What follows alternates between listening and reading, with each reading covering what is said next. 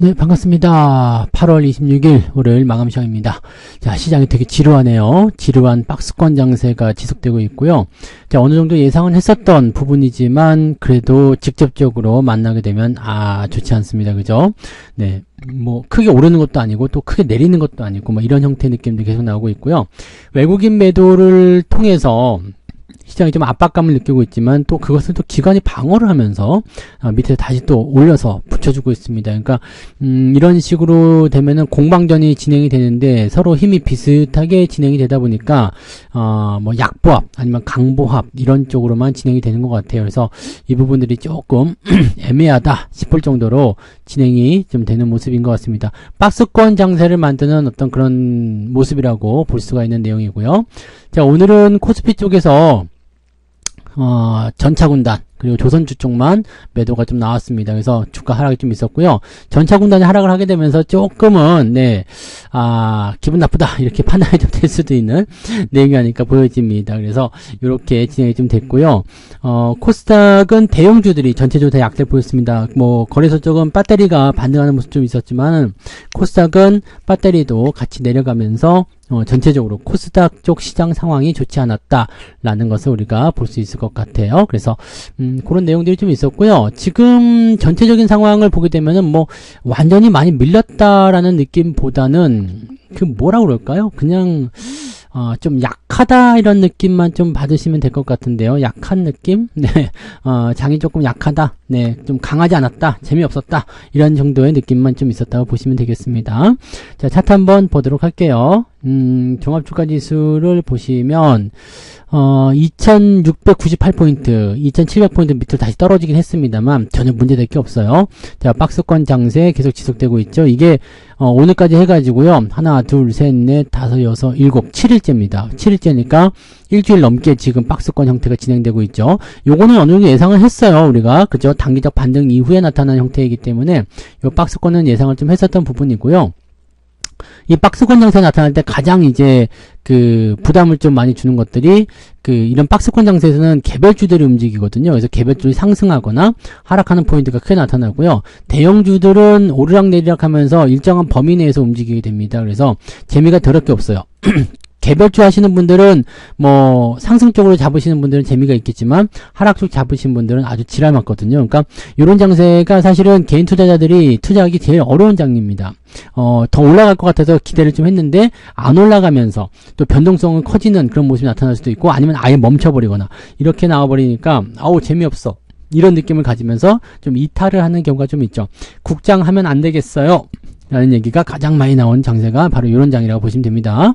자, 그 다음에 분봉상을 체크해 보시면 일단은 2700포인트를 넘어섰어야지 되는데 넘어서지 못하는 모습이 조금 아쉽죠. 그래서 이 자리를 넘기고 넘어갔으면 오늘은 그래도 더 상승 포인트가 있다고 볼 수 있겠지만 후반부까지 좀 눌렸잖아요. 그래서 지지는 되어 있지만 뭐 저점 잡고 다시 회복은 해줬지만 분위기가 썩 좋은 건 아니었다 보시면 됩니다. 코스닥 역시 마찬가지예요. 저점은 잡아준 모습이지만 하향 포인트가 계속 진행이 되다가 오후 시점에서 반등이 나가줬는데 반등이 안 나갔어요. 그러니까 코스피, 코스닥 둘 다 반등이 안 나가니까 상황이 어떻게 돼요? 매수하기가 껄끄럽다. 그래서 오늘 매수 포인트보다는 관망 유지하시는 게 좋은 전략이었다고 보시면 됩니다. 자, 수급 동향 체크해 보시면 외국인들이 4,600억 우려했던 것보다는 그래도 많이 안 팔았어요. 마지막에 조금 유지가 되는 모습도 좀 나타나고 있었기 때문에 매도가 이제 이 정도에서 멈췄다라고 볼 수 있는 내용이 좀 되는 거고요.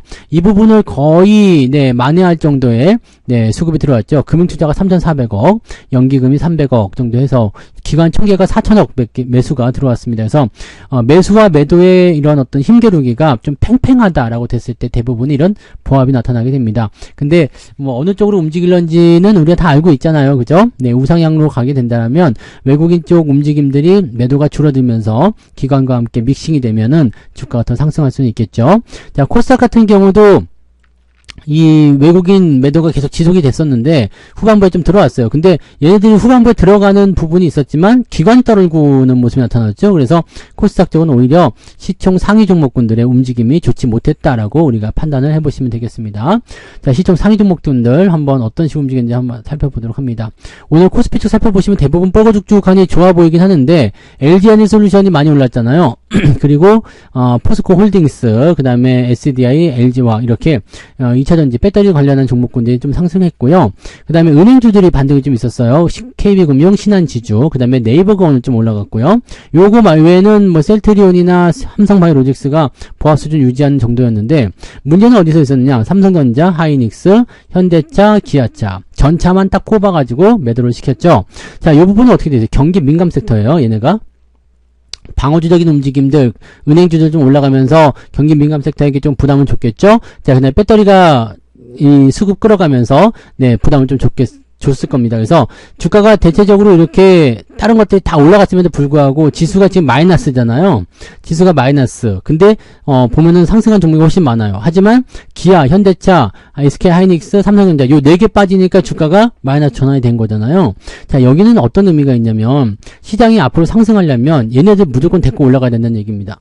삼성전자, 하이닉스, 현대차, 기아차 얘네가 계속 조정을 받으면 시장 못 올라간다고 보시면 돼요. 그러니까 시장을 상승 쪽에 베팅을 하고 싶다라면 삼성전자, 하이닉스, 현대차, 기아차 무조건 사셔야 된다는 거죠. 네, 요거 들고 있어야지 시장이 상승하는 쪽에 베팅을 걸고 들어가실 수가 있다는 얘기입니다. 이런 부분도 보실 수 있고요. 오늘 뭐 하이닉스, 삼성전자가 주가가 좀 내려갔다고 하더라도 뭐 크게 걱정하실 필요는 없습니다. 어차피 네, 이벤트는 남아있는 상황이고요. 또 경기 민감 섹터 쪽에서 약간 애매한 모습이 좀 있었다고 하더라도 지금 배터리나 이런 것들이 지금 많이 올랐거든요. 많이 올랐으면 조정이 좀 나와야 돼요. 조정이 나오면은 수급의 이동이 자연스럽게 반도체 쪽으로 들어갈 수 있습니다. 지금 중동 지역의 문제가 가장 큰 이슈였는데 이 부분만 좀 잘 봉합이 된다 그러면은 뭐 특별하지 않죠. 오늘 내구재 주문 발표되는 게 긍정적으로 나올 테니까 이렇게 되면 경기가 회복된다라는 기대감을 가져갈 수가 있어서 반도체 쪽 또는 미국 증시 반등이 좀 나오게 된다면 이 반도체 관련주 또는 자동차 관련주들이 내일이라도 바로 반등할 수 있습니다. 그래서 그런 형태로 우리가 체크하시면 되고요. 반대로 됐을 때 삼성전자, 하이닉스 또는 현대차, 기아차 얘네들 전차 군단이 올라가게 됐다. 그럼 나머지가 다 빠져도 지수는 플러스 납니다. 그러니까 그런 형태의 움직임을 우리가 기억하셔야 됩니다. 자, 뒤로 넘어가도 대부분이 다 올라왔는데 현대중공업 이런 종목 좀 떨어졌고요. 나머지 대부분은 다 올라섰죠. 네, 그 다음에 한국조선해양, 조선주 쪽이 좀 밀렸어요. 네, 그 다음에 반도체 이런 쪽으로 좀 주가 하락이 좀 있었다고 보시면 되겠습니다. 그 정도만 우리가 체크하시면 되고요. 자, 코스닥 쪽 넘어가시면 여긴 좀 상황이 좀 달라요. 지금 프로딩딩하죠. 올라간 것도 있어요. 리가켄바이오나 뭐 에코프로도 조금 올랐는데 이것도 올랐다 볼 수 없겠죠. 자, 그 다음에 클래시스, 레인보우 로보틱스 이런 것도 조금 오르긴 했는데 대부분이 다 프로딩딩한 느낌이죠. 뒤로 넘어가도 마찬가지 프로딩딩이 훨씬 많습니다. 이 반도체에 관련한 종목군들 이제 중소형 그 소부장 관련주도 속해 있죠.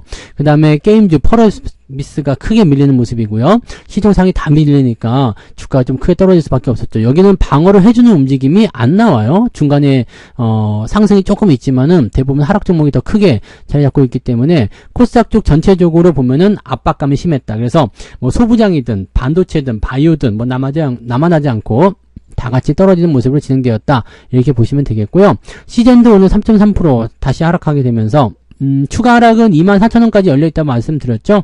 그러니까 여기까지 밀리면은 이제 대부분 하락은 끝났다고 보실 수 있는데, 이 상승에 대한 부분들을 다시 복구할 수 있을지는, 네, 확신하기가 어렵습니다. 그래서 지금 시점이 일단은 단기 상승 이후에 물량 다 털고 빠지는 그런 형태의 느낌이었다고 보시면 되겠습니다. 네. 자, 그러면, 등락현 한번 보도록 할게요. 자, 거래소 쪽 살펴보시면 381개 종목이 상승이고요. 509개 하락입니다. 하락 종목 숫자가 월등히 많아요. 자, 근데 상승 쪽이 조금 더 늘어나는 듯한 느낌이 좀 있습니다. 반면에 코스닥 같은 경우는 네, 별로 안 좋죠. 413개 종목 상승에 1174개가 하락입니다. 이렇게 되니까 하락 종목의 숫자가 훨씬 많아서 계좌를 누르는 형태로 진행이 됐을 것이다 볼 수가 있겠습니다.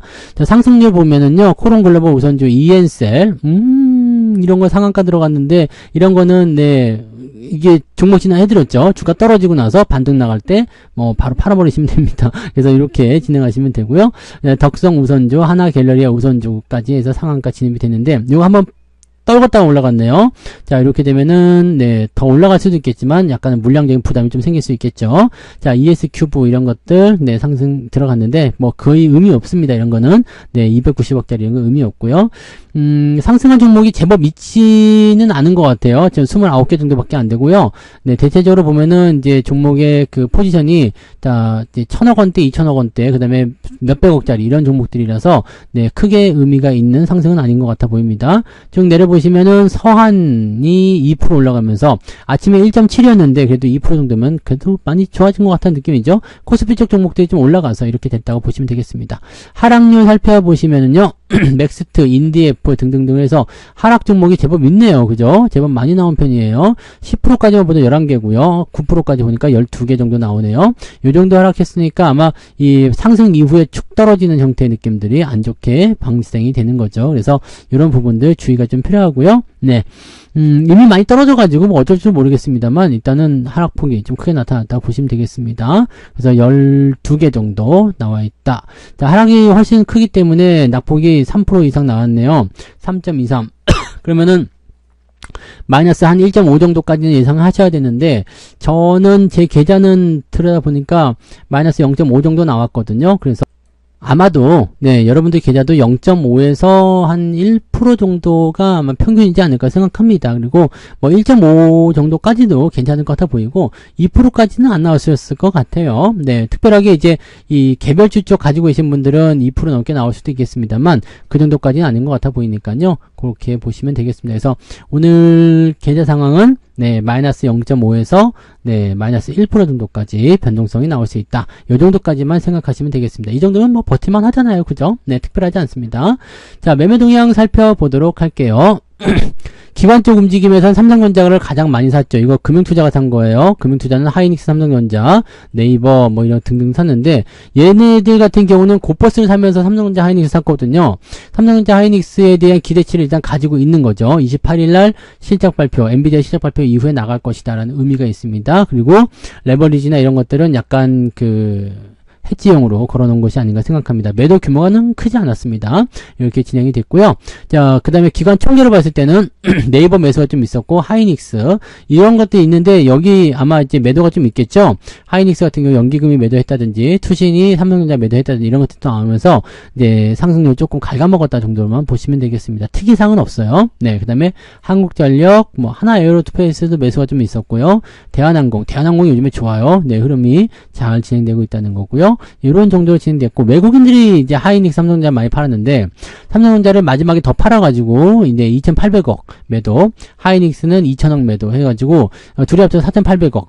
오늘 외국인의 매도가 전부 다 여기에 집중했다고 보시면 되겠습니다. 그리고 다른 것들 매수 들어간 거 보면은 이제 조선주 쪽 매수가 좀 있어요. 그 다음에 2차전지 쪽 매수가 들어오기 시작하면서 분위기가 조금 네 그렇게 진행됐고요. 대신 삼성전자를 팔면서 삼성전자 우선주는 또 매수가 들어갔거든요. 그러니까 이런 거는 주식을 팔기 위한 어떤 움직임이 아니라 뭐라 그랬죠? 지수를 누르기 위한 움직임이다라고 보시면 됩니다. 그래서 그런 정도로 해석하시면 되기 때문에 실제적으로 이제 매도에 많이 관여하는 형태의 느낌은 아니었다라고 보시면 되겠습니다.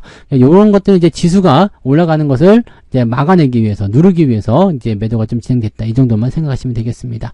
자, 그러면 이 부분은 이제 이 박스권을 돌파하는 시점이 언제냐가 나오는 게 굉장히 중요하겠죠. 그래서 박스권 돌파 시점에서는 이제 삼성전자나 하이닉스나 또는 현대차, 자동차 쪽 이쪽 군단들이 상승을 하게 되면서 지수를 끌어올릴 거예요. 자, 그 포인트가 만들어질 때까지 여러분들 뭐 하시면 됩니까? 이 박스권 장세에서 잘 버티시면 돼요. 그냥 뭐 딱히 하실 만한 거 없어요. 특별하게 하실 만한 거 없으니까 그냥 잘 버티고 잘 유지만 하시면 됩니다. 대형주이기 때문에 변동폭이 아주 크게 나타나지 않습니다. 유지만 잘 하셔도 네, 일정 구간 내려가고 나면 다시 일정 구간 올려놓기 때문에 네, 크게 부담 없이 유지 잘 하실 수 있습니다. 그래서 그 부분만 잘 지켜주시기 바라고요.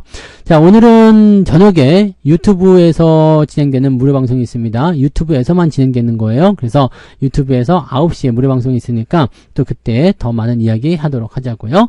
자, 오늘도 고생 많으셨고요. 이따가 저녁 방송에서 뵙겠습니다. 고맙습니다. 본 방송에서 제공되는 모든 정보는 투자 판단의 참고 자료이며 투자의 최종 책임은 본 방송을 이용하는 본인에게 있습니다.